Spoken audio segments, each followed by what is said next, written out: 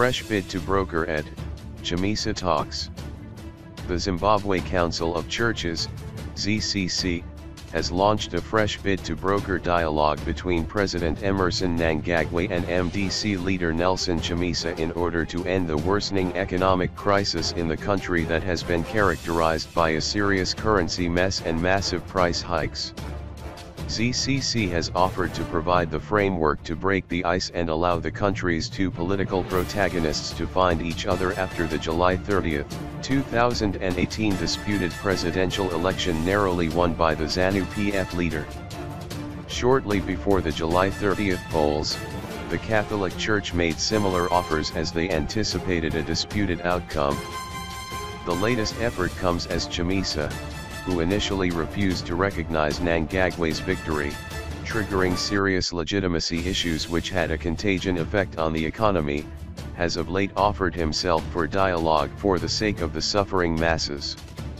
Mnangagwa, on the other hand, has rebuffed the MDC leader, saying he does not talk to losers. We can choose the route of engagement or the route of conflict, the route of individual solutions or that of a shared vision, the route that entrenches greed or one that leads to the common good. As the Church of Jesus Christ, we serve as a sign of hope by being truthful in looking at the current challenges and their root causes, ZCC said in a statement yesterday. We also remain committed to proffering solutions which are inclusive, realistic, and sustainable.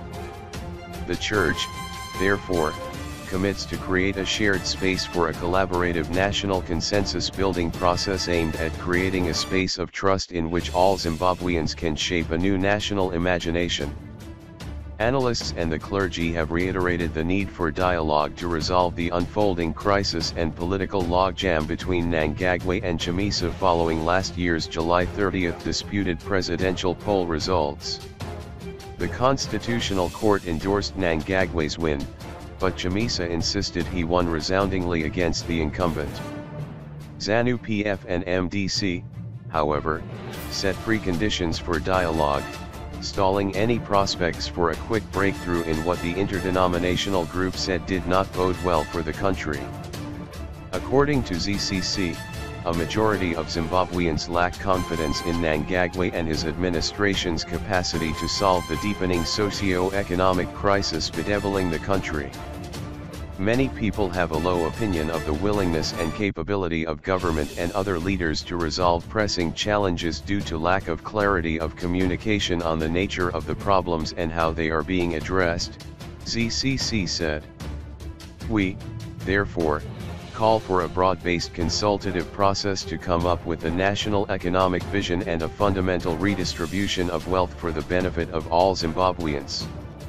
Mnangagwa's administration faces a groundswell of anger and protests over the economic crisis that has all but eroded salaries of the majority of workers, with civil servants embarking on an industrial action for better remuneration this week.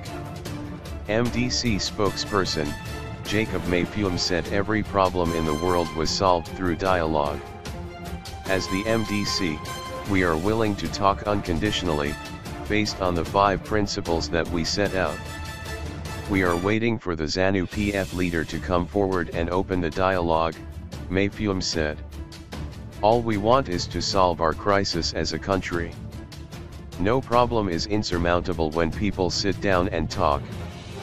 But Zanu PF spokesperson Simon K. Amoyo challenged the church to come up with parameters for the proposed engagement. In any case, the church has been praying for these problems that we are facing as a country, and if they think dialogue is the solution, they must lead the process in earnest, he said. They have an edge over us, because they are church leaders and it is their duty to lead the process, but with a clear agenda and roadmap.